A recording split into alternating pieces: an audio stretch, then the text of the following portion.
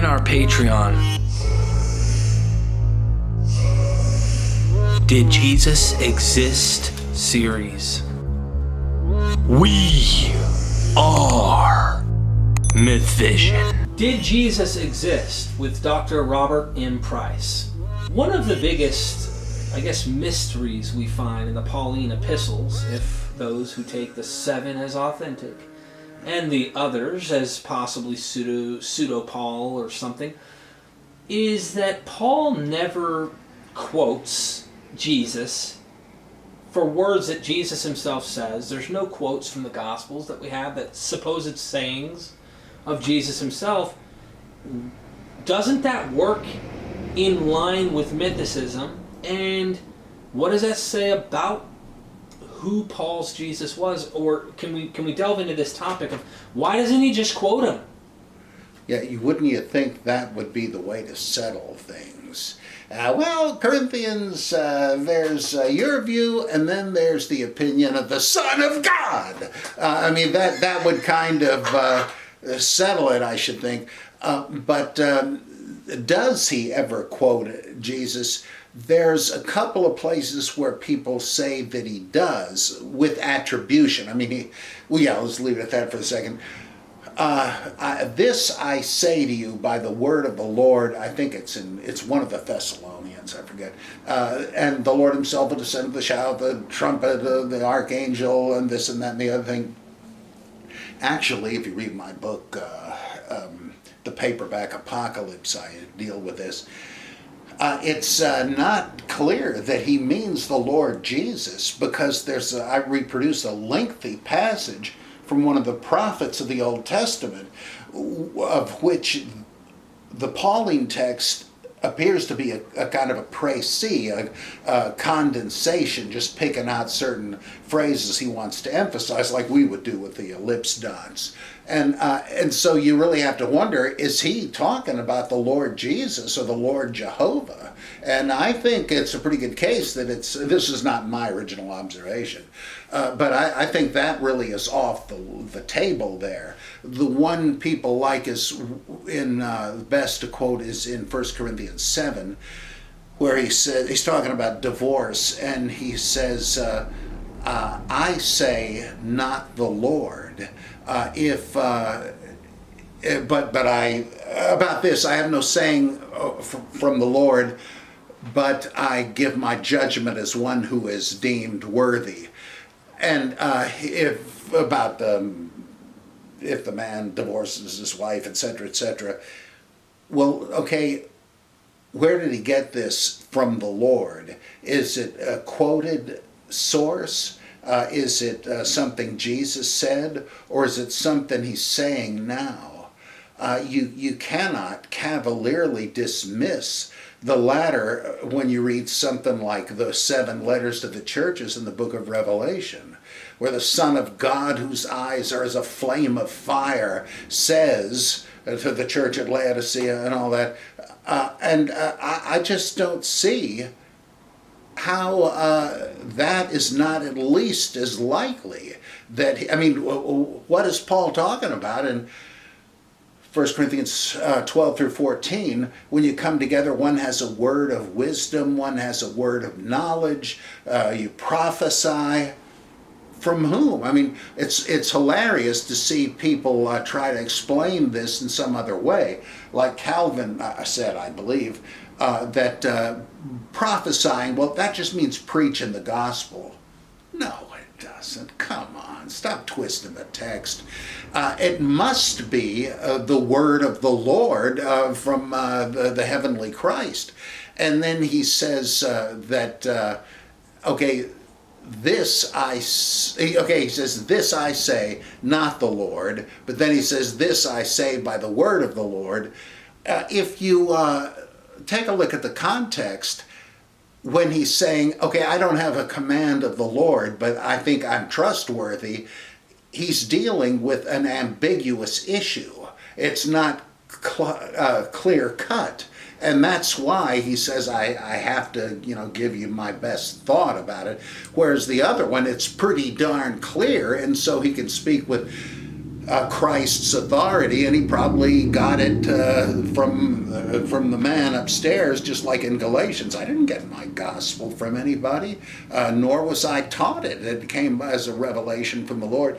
I don't see, and then later on, if this is an integral part of the text, what does he say at the end of chapter 14? If anybody considers himself a prophet, let him recognize that what I am writing is a command of the Lord. That kind of erases the possibility that, see, I remember Jesus when he was at Caesarea Philippi once said, there's no statement like that. Now you can look at Romans chapter 12, which is filled with nifty sayings like, do not be overcome with evil, but overcome evil with good. And it sounds kind of like stuff you would hear in the Sermon on the Mount, though you don't, but it sounds similar. Why doesn't he say, Jesus said? You'd think that would settle the issue. Why? And this is of a piece with the fact that he never mentions Jesus having performed any miracles. He doesn't talk about Jesus being a teacher. When he talks about the crucifixion of Jesus, it's spooky. He says, if whoever wrote Colossians says that he was done in by the principalities and powers. And in 1 Corinthians, the archons of this age crucified him, though they wouldn't have done it had they realized what they were doing. They're signing their own death warrants. The archons of this age, the rulers of this age, could that be Herod and Pilate and all that? Well, yeah, it could, because they did have the belief that the fallen angels were the powers behind the thrones of the nations. Could be, but why does he skip over saying that? Why does he just say that the powers crucified him themselves? Because if they did, then you're talking about the heavenly Christ, how the sacrifice that saves and gave life to the world was like that of Purusha in the Rig Veda, when his body, which he allowed to be severed and dismembered, it became all the different things in the world, or similar stuff with, another example is slipping my age of brain now. But it begins to make you wonder, if he mentions no historical circumstances, maybe he didn't think there were any. Again, like you have to consider what it says in Romans 13 and in 1 Peter, where it says, hey, now you be good citizens, because we know God has given the power of the sword to the government and to the emperor, and he doesn't punish the righteous, only the wicked. Could you possibly say this if you knew about the Pilate story? What on earth? Dr. Price, I wanted to mention something, because Paula Fredrickson, and she runs with Christine Hayes, right? I recently was actually blown away. I had to write Dr. Carrier on this, because I was like, ooh, this is interesting. These are historicists to the core. They don't go to mythicism. This is, mainstream, but not mainstream as in Bible believing mainstream. These are Jewish scholars. They write on Old Testament, New Testament. She made the argument that the gods run in the blood, or as it's phrased, gods run in the blood, or why Paul's pagans were not converts, right? She does this very good lecture, and in it she talks about Paul arguing, or making a case here, on the archons of this age, or the aeons, etc., that these were the gods, she says, the gods or daemons that were fighting Paul. So the same battle that Jesus has experienced with these daemons, these archons, Paul's having, issues with. And according to her, she says, when she says that the gods run in the blood, the nations that according to her are non-Israel are ruled by other gods, and it's this idea that Paul's battling these other gods by going and bringing his gospel to them, telling them, stop worshiping your gods, come worship, his God, and we'll get into who that God was at some further time, or what's Paul doing. It's important, though, you can't divorce the people necessarily from the God. Is that a case for historicity, or is that a case for what you're saying? And I think what's important in what you're saying here is the battle's spiritual. So to say this is a historical Christ, not saying there couldn't have been, it would be easier. Paul could have made more references, I think. He could have been a little more clear instead of it just being spiritual, like the way he's approaching it. She's saying these are other gods, demons, so to speak, that he's battling. And I thought to myself, well, are the aeons of this age the Romans? Are the aeons of this age the Jews? If you look at the Gospels, you'll find children of the serpent, children of the devil, are these the Jews? Well, the Jews, it wouldn't make much sense to say that they're the ones who technically are being ruled by these false gods. Is Paul pulling from an ancient idea in Genesis? And Paula, as well as other scholars like her, say Paul's reaching way back in his pocket, back where the sons of God took daughters of men, these narratives, and where the Babel takes place and the tongues are separated, which is what we start to see. They got gifts. Well, what's going on? Unification of the nations that have been taken over in different jurisdictions by different gods. And here is Paul taking back what once was his God's stuff. So I'm with you. My thing is, and this kind of segues into why Paul's not referencing any type of historical quote by Jesus, but maybe this is another question. People cry at the whole idea. They think it's ridiculous to think Jesus was crucified in the heavens. Show me a reference if it says he died in the first heavens, or the only thing we have is we get these really beautiful, loud-speaking gospels, and they really overshadow what Paul's saying in a lot of ways. So sometimes we let that, I guess, rush its way into Paul's thinking. What gives you the idea that this is a heavenly Jesus?